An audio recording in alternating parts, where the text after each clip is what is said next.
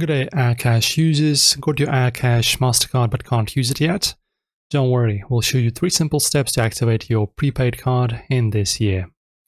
Firstly guys, step number 1, you need to install the Aircash app. You can download it from the Google Play or App Store. It's very simple. Sign in with your mobile number and email, or create an account if you're new. Verify your identity with a valid ID, like a Emirates ID or passport. This takes just 5 minutes and sets up your Aircash wallet.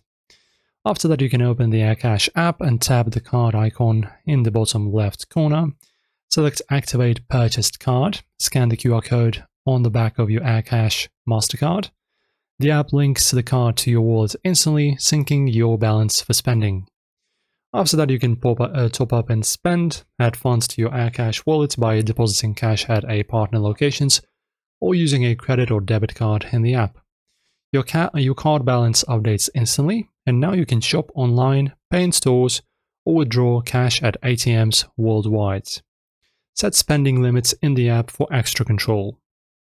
That's it, your Aircash card is ready to roll in 2025. Got questions?